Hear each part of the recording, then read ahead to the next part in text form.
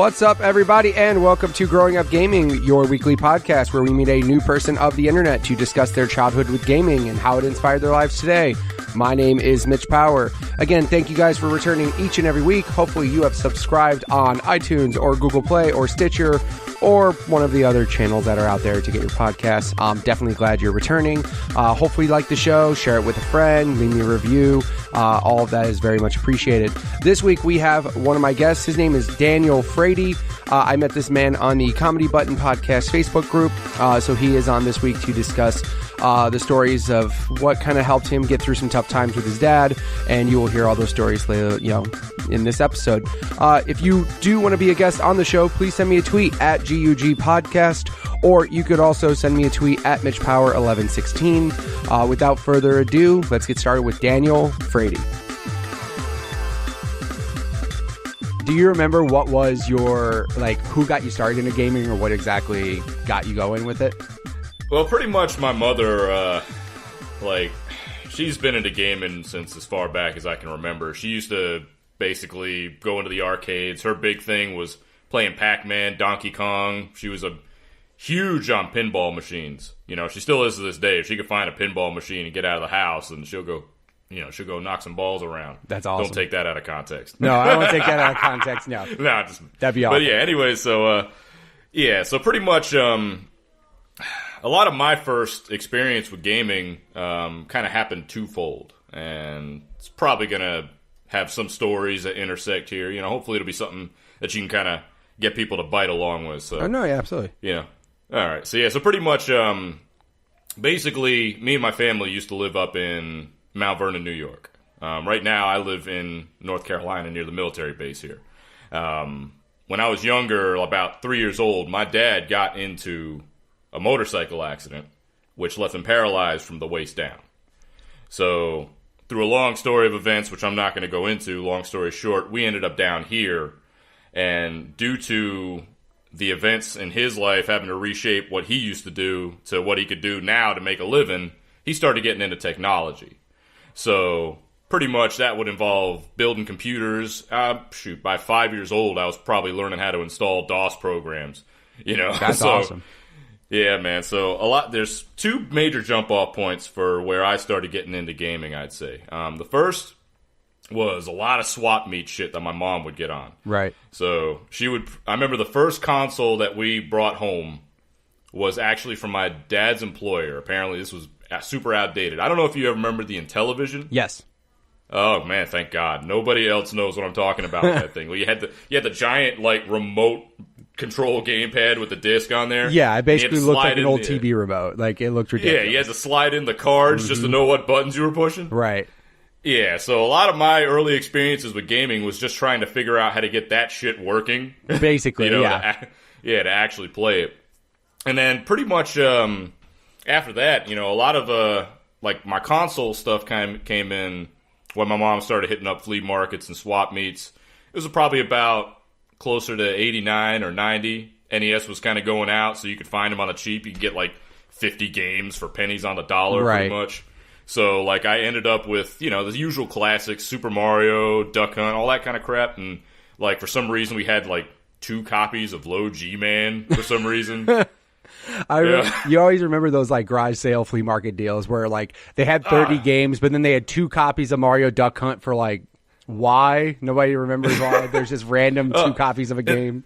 And it was always the best when you brought home, when you were that young and you didn't know what was good. Your opinions were still being formed about these kinds of things. So I'm sitting there playing Low G-Man, which by all accounts, if you played it now, you're wondering, what the hell is this? It's like friggin' Salvador Dali art, Right. You're just blobby enemies and this guy looks like a Ninja Gaiden knockoff, but I'm playing it back at 5 years old. I'm saying, I can jump 2-3 screens high. I can do this shit in Mario Brothers, Right. And yeah, so we were pretty much, kind of on that level. So that's awesome. That was a lot of the jumping off point on that. When you do you remember? Again, I always saw these at garage sales and stuff. You'd see those NES bundles that were game 30 games. 8 controllers for some reason. Like, oh, yeah. why do we need this? Oh, because that B button's a little worn out, so we just bought a whole new controller. And then you randomly occasionally ran into the NES Advantage, that like arcade stick. Like, it was just so weird because like people, and it's still to this day where you get just like random accessories and just things out of nowhere that they all just threw together and sold as one big pack or whatever. So. Yeah, you kind of don't really see that anymore. Like, you'll go on Craigslist every now and again, and you'll find some of that stuff, but I don't know, man. Just something about it isn't the same. I think, well, first of all, you know, we're older now, so, you know, we don't have that kind of money to be spending on these kinds of things. Right. But I don't know, man. I guess it's just kind of like when everything's digital now, and you don't have problems locating things, and, you know, if you were me, I'm sure if you want to go out and buy something, you save up for a month or so, and you can get it. You know, right? Back then, you know, everything was going by word of mouth and basically what you could afford. So what you got was what you got. Yeah. And if it happened to be 2 copies of Low G Man, then it was yeah. Yeah, in those times you would just hope if you got a double copy, you could trade with somebody who like didn't have that game and played it, and you were trying to convince your friend, hey, it's a good game. You want to trade this game for it? You know, like. You got to try to do that and everything. So I remember that too. I also, it's just so funny because like you were saying, like the game itself, those types of games were always funny because it was a blob on a screen, but then on the box art, it was like the greatest illustration that would make you think this is the greatest game ever and whatever it is. Oh man. If you want a good laugh and you want to see something like that, there was another game that came in one of those boxes. You probably have you heard of this game called The Kickmaster? No. Oh, God, look it up. It's like got this amazing box art, which just makes you think, oh, you're literally going to kick the shit out of these dudes. But the game itself, you just go in there, completely different. Was it like a Kung Fu ripoff? Because Kung Fu was just basically kicking people left and right, up and down, over and over and over, just like side-scrolling, just beating the shit out of people. It was something like that. Like, the box had, like, ancient dragons and Kung Fu masters and shit on there, and when you're going in there, you're like kicking the shit out of tree people and something that maybe looks like a bug. You know? Well, you remember, like, they didn't have all the different character models available on the actual cartridge. So, like, my favorite thing is when you had the enemies, but the harder enemies were just a different shade of color. You know, it was like, you know, there's the green people. Uh-oh, there's a purple one. You got to watch out for that one. That one will fuck you up, right? You always got to remember that. That purple one will steal your lunch money, man. Right. Did you ever have any friends in your area that were into gaming as much as you were, where you would, you know, a bunch of your buddies would come over, or you'd go over to your buddy's house and just like game? Oh yeah, man. I mean, throughout the years, having grown up in a military town, a lot of the people that would come in and out were usually, it was pretty transient, you know, just in 1 week and then 2 years later out the other. Right. So, but yeah, I mean, that was kind of a constant where we would pretty much, you know, we'd have people coming over and everybody would kind of do the game swap, especially in like the Nintendo 64 days. So then when you went from Nintendo, did you kind of go Super Nintendo route, or did you go stupid Genesis kid route like I did? Oh, well, it kind of went into 2 different paths. Okay. So this will be a little bit of a story for both of these. Okay. I did go stupid kid Genesis, but I didn't have a choice in the matter, because how I got my Genesis was I had an uncle that was up in New York. We would go up there for the summers. And he specifically got a Genesis so he could play NHL hockey and NHL 94 on there. Yep. That was his jam right there. You know, and my uncle was the same way. Like, maybe that was an uncle thing back in the early 90s. Because my uncle did the same thing. He was up there. He had Islanders jerseys all over the place. I mean, basically, if you're up there, you're probably watching hockey at some point, right? You know, like not baseball. And NHL 93 or NHL 94 back in the day, those were you. I don't care if you didn't like hockey, you played them because they were awesome. Oh man, I played them like I didn't know the first damn thing about hockey when I first started playing them, but I played them for the fist fights. Yeah, of course, because you couldn't fist fight in a baseball game, right? You're like, no, I want to fight. You want to knock somebody out and make their head bleed. I couldn't take a guy to the Thunderdome in baseball, you know? Right. That was before NBA Jam could dunk on some dude and posterize him, right? It was just like, nah, we get to fight in hockey, and that's about it. So. Yeah, I was so mad when I played NHL 94 up there, and I think that's probably why he gave it to me, because he found out in NHL 94 you couldn't make the players fight. You could just play hockey, so he was like, okay, you guys can have this. This isn't any fun anymore. Here you go, kids. Have fun. Go play something else. Yeah, so pretty much, you know, I ended up getting the Genesis. Surprisingly enough, the only experience I had with Super Nintendo was going to other richer friends' houses and being able to see, oh man, this kid's got the Super Scope and Super Scope 6 or Battle Clash or whatever, you know? Right. Just, shooting this giant bazooka at a TV thinking, oh man, this is way better than the Zapper, This could never get old. Yeah, exactly, because it's basically like holding a damn bazooka in your hand compared to the Zapper. It was just like... Oh, it was literally a bazooka. You had like the, you had the sight that you had to line up on the front of it, and sure enough, shot that thing at the TV, and... Yeah, dude, at least like you said, it's similar to me as well, because like all my friends were Genesis people, but then I had the one person who had Super, so at least I wasn't completely in the dark on certain things, you know what I mean? Like I at least still was able to play certain games and not at least experience it when I was that age and around the time when they were most popular, because going back playing games in some ways is cool, but then sometimes you go back and play certain games and you just can't, like they just don't hold up or anything, because obviously... Man.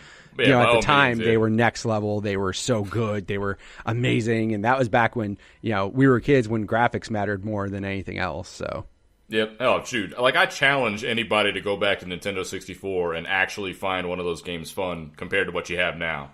Like... There's still good games, but they're just harder. The graphics, a lot of the times, like, PlayStation 1 and 64 games, like, all just the graphics, like, sometimes that alone will take people out of the game, just like it's just jarring to see. But of course, man, like, dude, that was it, man. Like, oh my God, look how real this looks. Yeah, we were all looking at, I'm looking at Super Mario 64. I remember we had actually, when that system came out, my experience with it for the first year of that system's existence was through periodic rentals from Blockbuster. That was when you were able to rent systems from the damn video store. Absolutely. You had to put down like $100-something deposit on it, right? Yeah. They would just come and break your legs if you didn't bring it back within a weekend. They had mob hitmen that would just show up and be like, where's the 64? And they would just smash your face in if you didn't bring it back in a weekend. Yeah, I remember that.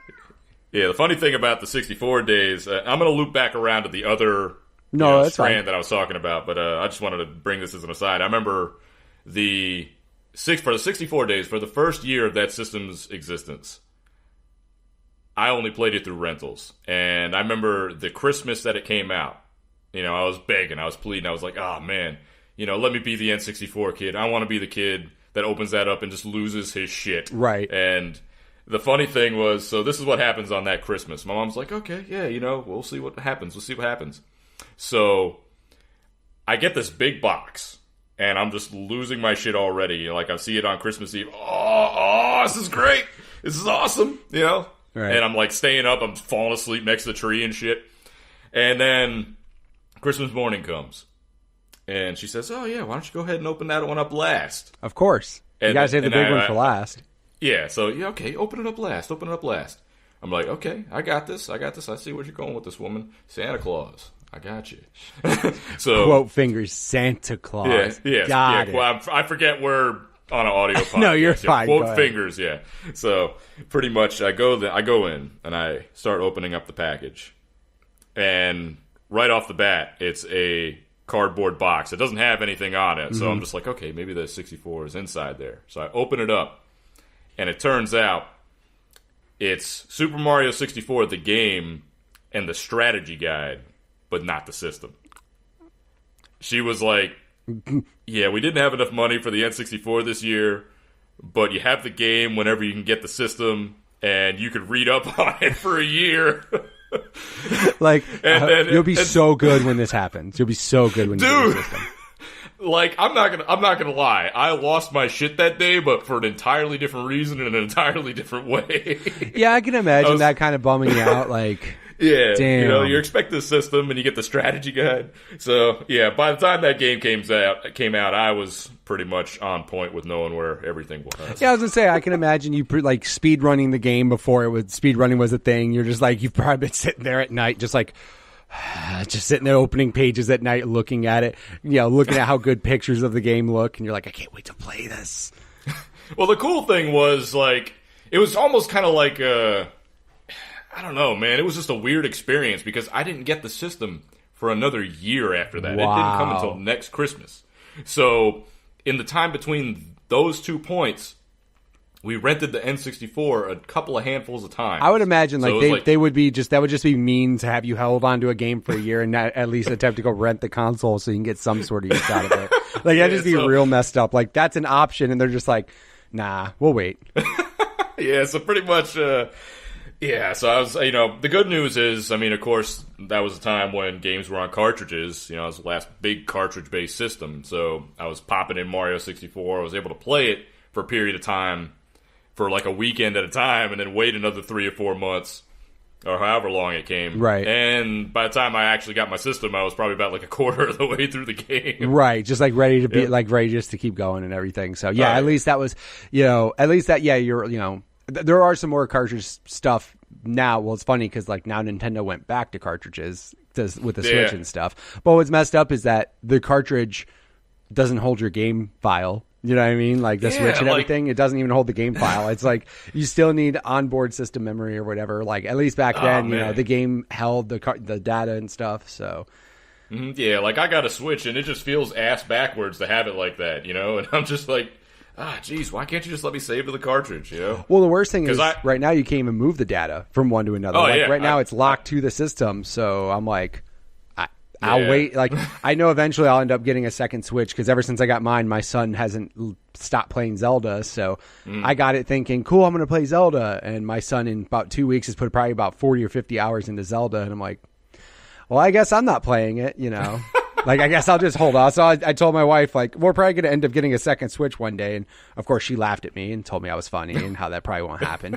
But no, like, as soon as I found out at this moment that save data was locked to it, I'm like, well, I'm not even going to think about a second Switch until that's a non-issue going forward. You can't even move shit around. And I had a little bit of a, jump scare when I had to repair my Switch because one of the speakers on the front of the tablet started blowing out. Oh, jeez. So, I had to go for about 2 weeks without Zelda, and that was kind of itching the neck a little bit, I can imagine, That's which is sucks. weird because, it's strange because I have all this other shit. I got a PlayStation 4, I got a gaming PC, and, like, I got all this stuff, and it's not like I'm lacking games, but, man, Nintendo just does what they do best, I guess. Yeah, Zelda's up there. I would say so far, everybody's calling it Game of the Year, but, like, I haven't had enough time to play it thanks to my son, so I'm like, I can't really say that yet. So then we went back to, going back, you got an Genesis. Did you remember any specific games on Genesis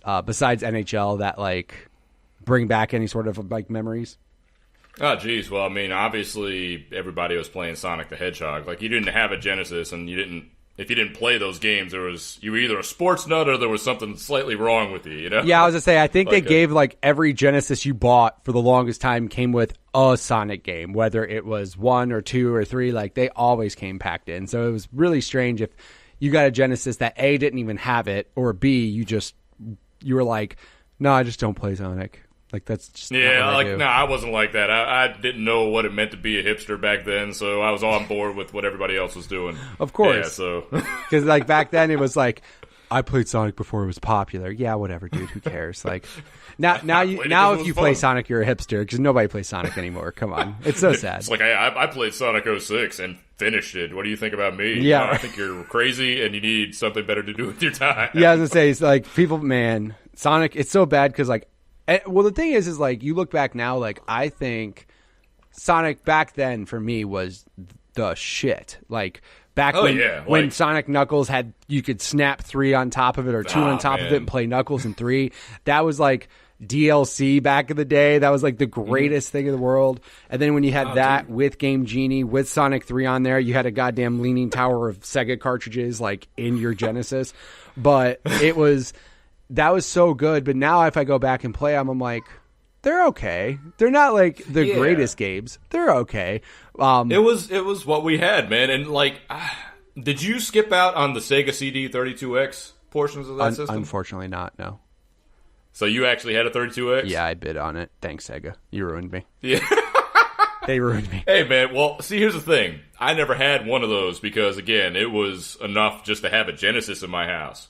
And I had one of the original launch models, which was one of the wider ones. Yep. Had the red trim on it. Yep. Did you have the little like volume slider and the headphone jack on it? Man, yep, that's the same one I did too. On there. Absolutely, that's the same one I had. Yeah. So I remember going to a friend's house, and he was usually well-to-do off, and he was the only other friend I knew of that would play PC games, which again I'll get back to in a bit, right? Because that's a whole other subset of a conversation. Yeah, and I remember being able to see the 32X and the Sega CD in action, like seeing Sonic CD, and I didn't give a shit if it took 5 minutes to load the levels and the songs. I was just like, oh man, This music is amazing. It's blowing my mind. Why can't I have this on mine? Oh shit, it won't fit on my system. Right. Yeah, Sonic CD, some argue, is still like the best of the 2D Sonic games. Like that style of it, like Sonic CD was really good. And I mean, other than that, there wasn't a whole lot more you were playing on the Sega CD or the 32X. Man, I had to play Sewer Shark over there because that was the only other game that my friend had. And I don't know if you remember Sewer Shark. Yeah, I do. Oh, good. And I'm not the only one that had to suffer through that shark. Nope, you weren't. It's so funny, too, because the full motion video games back then were so awesome just because of how it was just new. Like, seeing the full motion video games that they had. Like, I remember Night Trap, which caused the whole uproar of all the ESRB stuff. But Night Trap was one of those that was just really... It was crazy because it was like, oh, my God, this is video. Like, this is actual video and everything. Jeez. Yeah. No, but yeah, they had the full motion video stuff. But then it's all like, the funny thing too is, again, nostalgia makes you think it was better than it was. Oh, yeah. And then you go back and look, and it's the size of like a postage stamp on a TV. Yeah. It's like, this is the video. And I'm like, oh my God, this is amazing. And then you look back now and you're like, wow, that was. And when you go back, those full motion video games, they weren't much better or more interactive. I don't know if you remember this. This is really niche. Probably some hipsters collecting VHS as we speak. Right. I don't know if you remember these things where it was like they tried to put games on VHS and dupe people into buying those. Like, say you had like a shooter game, and it would say, oh, they include a little like pack-in gun or something like that. Right. And you're shooting at a videotape basically. Yeah, and that's how Night Trap like started. Even like Night Trap was originally a game that was on like a VHS tape, but it never launched. And then when CD launched and they're like full motion video, that's how Night Trap even became a thing. Like, because of all the tape VHS games. I remember the board games that would also come with a tape. Like, when you get to this, like, hit play here, or like fast forward to this part and hit play. Fast forward to 310. And yeah. Fast forward to 5 minutes and 30 seconds and then hit play. Like, way to break the immersion of a board game. You're like, all right, guys, stop. Pause. That's almost as bad as them putting like Monopoly or Risk or something on a console now and saying, oh, your friends have to go in the other room while you're taking your turn and shit, Yeah. Or games like Battleship, where it's like, turn your head, don't look at where I'm putting my shit. Like, you can't do that kind of shit, man. But no, I fell full on for Sega CD32X, and Sega with their 3 power supplies and drop support of that game or that system relatively soon. Thankfully, I didn't continue down the Sega route after the burn there. Yeah, I mean, it was a burn, but at the time when you were younger and dumber, we all were, you kind of thinking, oh man, you're trying to tell me that my system now can turn into like 3 different systems like Voltron? Yeah, they try to make that thing Optimus Prime, just like attaching things to it to make it more powerful. But then like at the end of the day, you had a power strip where you had 3 giant power bricks plugged into this thing, and it was like, oh yeah, man. And then there was like the 30 games that came out for it, and you were like, one was okay, and you're like, oh man, what'd I do? Like, you just need to like make a meme picture or something of a Genesis and a 32X, and then like 3 copies of Sonic and Knuckles towered up on them. Just kind of try to play your own game of reverse Jenga to see how high you can get it. Yeah, basically, yeah. Like, because I remember I think it was the second gen model of the Genesis, before, when they got rid of the first one that we had with the headphone jack, like the smaller one or whatever. They had the Sega CD underneath it, and then they had the 32X on top, whereas my model had like the CD on the side of it. Because it had like literally the Genesis like fit inside of the thing that attached to it. It was like the lid popped open, like it right. Up, it wasn't like a disc tray. It was like a lid that popped open and everything. And then the newer models, they had the thing underneath, but they tried. Let's wash that out. Yeah, we'll rewind the clocks a bit. Cleanse our palate of the Sega awfulness that happened. Yeah. So then you eventually, so you were also doing PC stuff as well around that time? Yeah, so this ties into why I told you about my dad. Right. So pretty much when he got into the profession that he got into down south near the military base, he went back to college and started learning how to build computers. And this is back in like the DOS, Windows 3.1 days. Right. So like I said, pretty much by around age 5 or 6, I knew how to run simple DOS commands. So I was playing all these like PC games that nobody else even knew existed. Right. You know? And pretty much, so I was learning how to install Wolfenstein 3D. I would play Doom, you know, especially when Windows 3.1 loaded. And a lot of my memories of that time come down to two things. One would be LucasArts adventure games. Do you happen to remember any of those? Yeah, I know there was Escape from Monkey Island. There was, I know, well, obviously they did a bunch of the remasters on like PS4 recently, like a lot of those types of adventure games and everything. I personally didn't play them, but I do know the games you're referring to. Yeah, so like, so pretty much like one game in particular, Full Throttle, kind of stands out. You know, they just recently re-released Right, that. yeah, I saw they just released that for PS4 recently.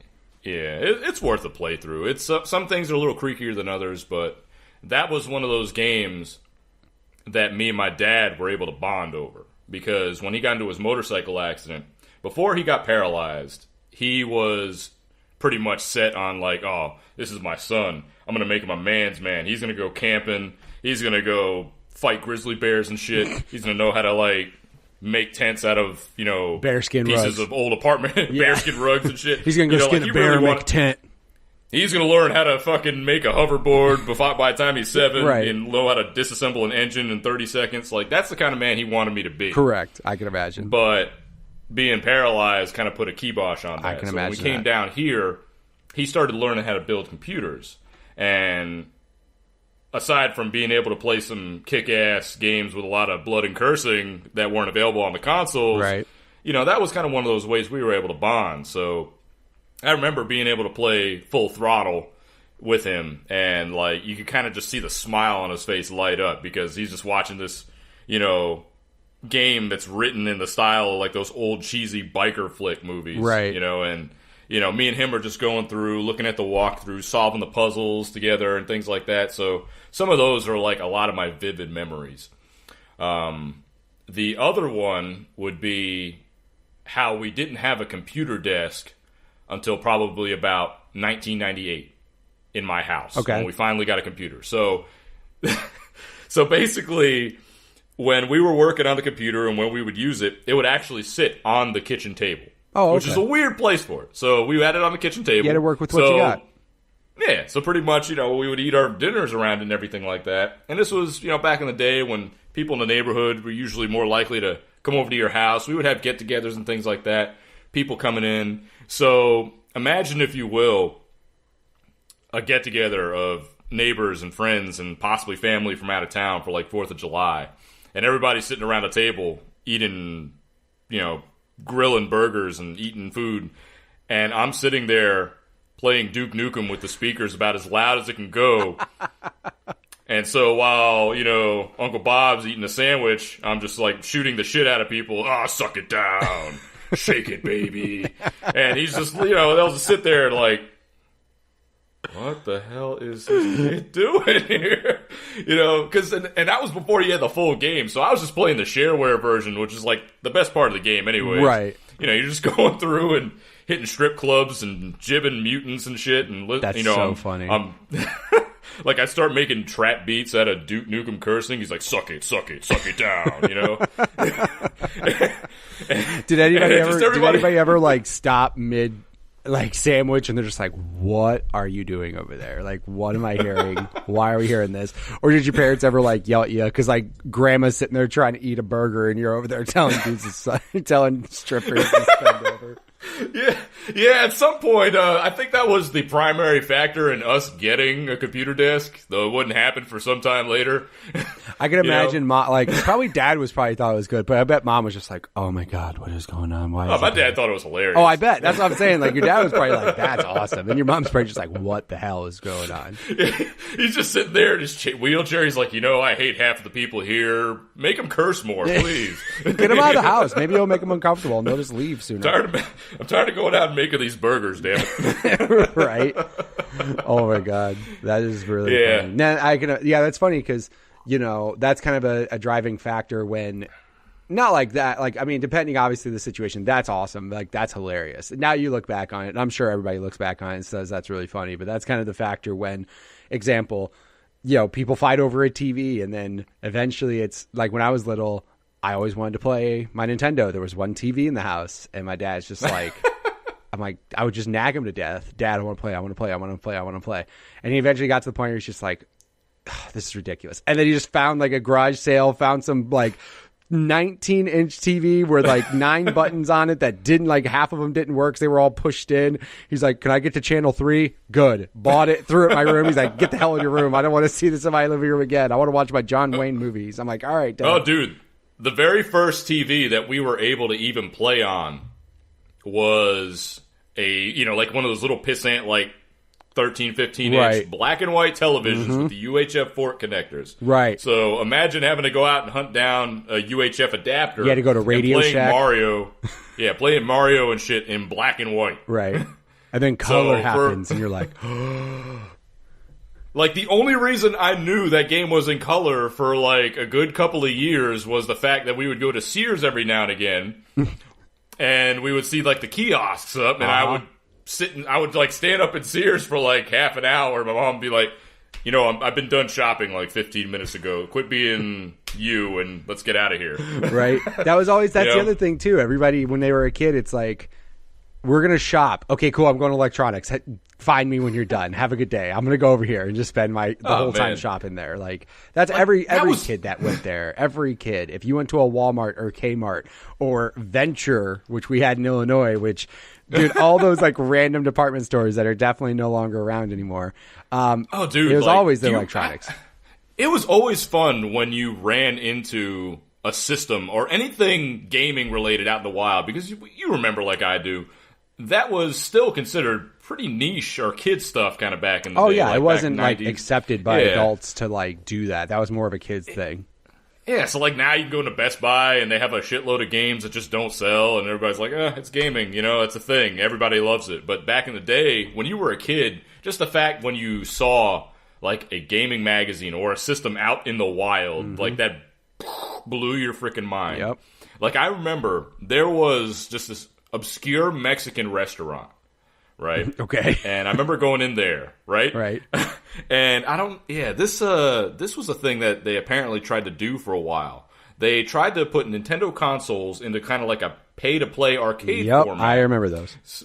So I remember seeing that it was right near the front door. It wasn't like even in a waiting room, like the waiting room proper. It was like right near the front door. Right. Front door to the left, Nintendo setup right there. 50 cents to play for like 3 minutes or something like that. You could play Mario 3 for 3 minutes at a time for 50 cents.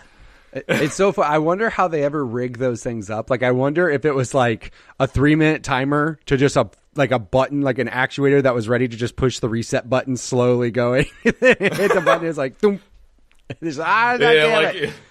Yeah, well, either way, like, I know you knew that was even worse than the arcades, because pretty much, like, I found that thing, and I didn't even give a shit about burritos that night. I wanted to play Mario 3. Yep. So I get like $1.50 from my mom, and like, you're punching it in, and then you don't realize until after the first 3 minutes that it resets the console. Yeah, exactly. Like, just like, oh man. So yeah, at least arcade cabinets, like, you gave you the countdown to try to come back with money and get you back into where you were before, instead of just sitting there resetting everything.